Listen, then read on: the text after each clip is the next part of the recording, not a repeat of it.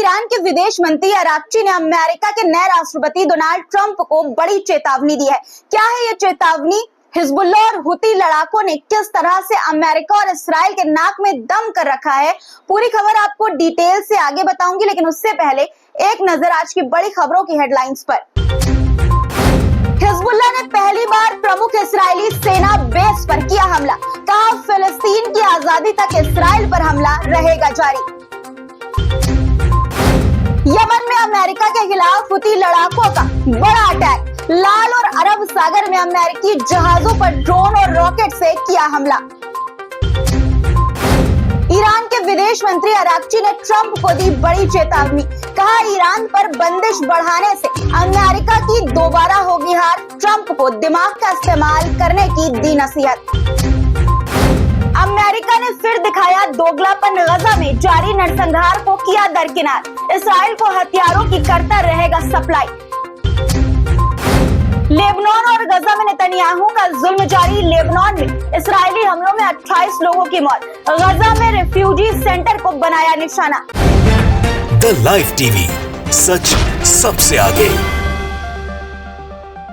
आदाब दोस्तों, मेरा नाम है मिसबा खान और आप मुझे द लाइव टीवी पर देख रहे हैं। तमाम खबरें आपको विस्तार से बताऊं उससे पहले आपसे एक छोटी सी बात करना चाहती हूं। आप लोगों से एक छोटी सी गुजारिश है, वीडियो के कमेंट में अपना नाम, अपने देश के साथ, जो शहर या गांव से आप हमारा ये वीडियो देख रहे हैं उसका जिक्र जरूर कीजिएगा। दोस्तों, आपकी दी गई जानकारी से हमें आपके लिए बेहतरीन कंटेंट बनाने में मदद मिलेगी। आपके सारे कमेंट मैं खुद पढ़ती हूँ और आपके दिए गए सुझाव, प्यार मेरे लिए बेशकीमती है और दोस्तों इससे मुझे हौसला मिलता है। आप में से बहुत से लोग हैं जो लंबा लंबा कमेंट करते हैं वीडियो में, उसके लिए बहुत बहुत शुक्रिया और वीडियो में लेने की दरख्वास्त करते हैं। लेकिन दोस्तों, मैं आपके कमेंट पढ़ती जरूर हूँ, लेकिन इतना लंबा कमेंट अगर मैं वीडियो में लूंगी तो बाकी खबरें दिखाना थोड़ा मुश्किल हो जाएगा और वीडियो काफी लंबी हो जाएगी। हमारी भी कुछ बंदिशें, कुछ मजबूरियां हैं जिन्हें आप समझे, ये उम्मीद आपसे मैं कर ही सकती हूँ दोस्तों, क्योंकि आप खुद मुझे अपनी बहन और अपनी बेटी मानते हैं। एक और गुजारिश दोस्तों, आप सब हमें लगातार प्यार दे रहे हैं, आपसे उम्मीद है कि वीडियो को आप ज्यादा से ज्यादा शेयर भी करेंगे और लाइक भी वीडियो को जरूर कर दीजिएगा।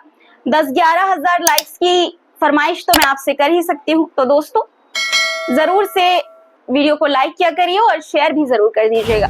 चलिए अब बढ़ते हैं खबरों की तरफ।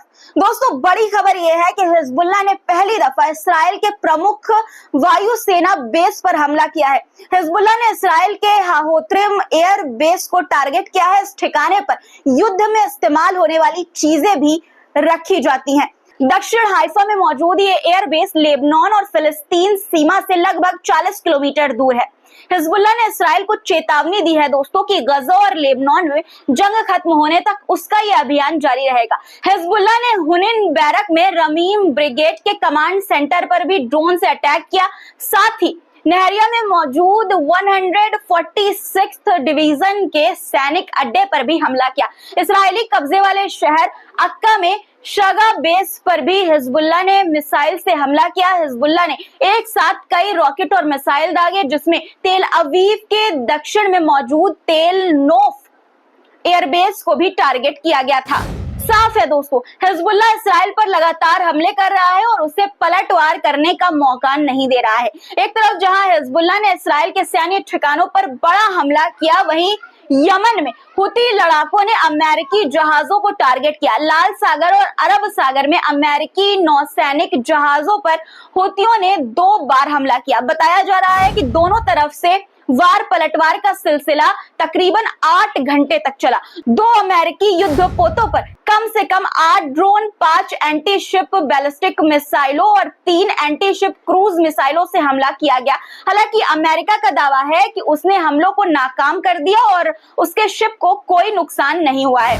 हुती लड़ाकों ने चेतावनी दी है कि गजा और लेबनान में इस्राइल के हमलों के खिलाफ उसका ये युद्ध जारी रहेगा और जो भी इस्राइल की मदद करेगा यमन में उसके जहाज को टारगेट किया जाएगा। हिजबुल्लाह और हुती लड़ाके इस्राइल और अमेरिका को लगातार नुकसान पहुंचा रहे हैं, हमले कर रहे हैं उन पर। वहीं ईरान ने अमेरिका को अब बड़ी चेतावनी दी है। ईरान के विदेश मंत्री अब्बास अराक्ची ने अमेरिका को कहा है कि वो 2018 में की गई गलती को ना दोहराए। वरना उसकी फिर से हार ही होगी। अराक्ची का सीधे सीधे इशारा अमेरिका के नए राष्ट्रपति डोनाल्ड ट्रंप की तरफ था। यही नहीं, अराक्ची ने कहा कि ट्रंप को दिमाग का इस्तेमाल करना चाहिए, जिससे सबका फायदा होगा। दरअसल ऐसी खबरें हैं कि राष्ट्रपति की गद्दी संभालने के बाद ट्रंप ईरान पर और कड़े प्रतिबंध लगाने वाले हैं। इसी के मद्देनजर अराक्ची ने अमेरिका को आगाह किया है। 2018 में ईरान ने परमाणु संधि पर दस्तखत नहीं किए, जिसके बाद अमेरिका ने ईरान पर कड़े प्रतिबंध लगाए थे। दवा समेत आम लोगों की जरूरत की चीजों की सप्लाई ईरान में रोक दी गई थी। हालांकि ईरान का दावा है कि अमेरिका की बंदिशों से उसे कोई फर्क नहीं पड़ा और अगर इस बार भी ट्रंप ऐसा करते हैं तो ईरान पर कोई असर नहीं पड़ेगा। दोस्तों, हमने अपने पहले के जो वीडियोस है उसमें आपको ये बताया था कि किस तरह से अमेरिका ने इसराइल को ये चेतावनी दी है कि वो गजा में मानवीय मदद न रोके, वरना वो इसराइल को हथियारों की सप्लाई रोक देगा। अमेरिका की कथनी और करनी में कितना अंतर है, ये फिर से एक्सपोज हो गया है। अमेरिका ने अपना दोगलापन दिखाते हुए कहा है कि वो इसराइल को हथियारों की सप्लाई जारी रखेगा। अमेरिका ने इसके पीछे तर्क दिया है कि गजा में इसराइल मानवीय मदद को लेकर कोई बाधा नहीं पहुंचा रहा, इसलिए अमेरिका उसकी पहले की तरह मदद करता रहेगा। एक तरफ गजा में नरसंहार को लेकर दुनिया भर में इसराइल की निंदा हो रही है, नेतन्याहू के खिलाफ आवाज बुलंद हो रही है, इसराइल पर तमाम तरह की बंदिशें लगाने की मांग उठ रही है, आवाज उठ रही है। इसराइल को दुनिया भर से मिल रहे हथियारों की सप्लाई रोकने की बात हो रही है। वहीं अमेरिका अभी भी इसराइल का अंधभक्त बना हुआ बैठा है। इसराइल अमेरिका से तकरीबन 80% हथियार खरीदता है।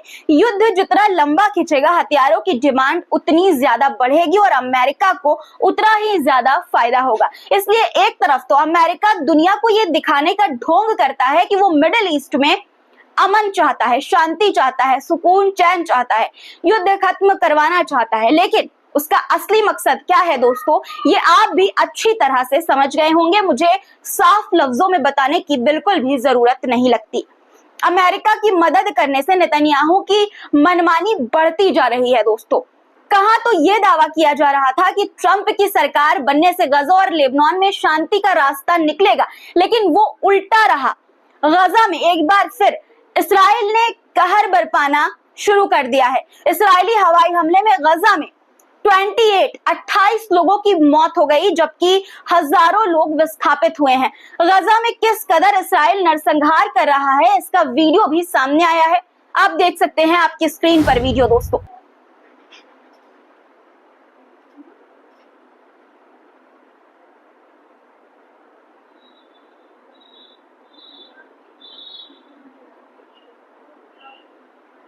ये वीडियो उत्तरी गजा में बेत हनौन में मेहदिया अल शावा स्कूल का है, जो इसराइली हमले में तबाह हो चुका है।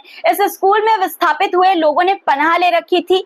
आप देख सकते हैं दोस्तों कि किस तरह से इसराइली सैनिक वहां के लोगों को गजा छोड़ने पर मजबूर कर रहे हैं। बताया जा रहा है कि जगह खाली कराने के बाद इसराइल यहां अपने लोगों को बसाना चाहता है।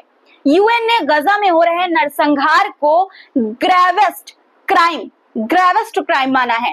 अंतर्राष्ट्रीय कानून में ग्रेवेस्ट क्राइम का मतलब है मानवता, यानी कि इंसानियत की हत्या करना, इंसानियत का कत्ल करना, नरसंहार करना, और इसके लिए 14 साल की सजा होती है। यूएन के अधिकारी ने यूएन की सुरक्षा परिषद की बैठक में नेतन्याहू को घेरा और कहा कि गजा में नरसंहार किया जा रहा है और इसे तुरंत रोकना चाहिए। इसके लिए उन्होंने ग्रेवेस्ट क्राइम शब्द का इस्तेमाल किया है दोस्तों।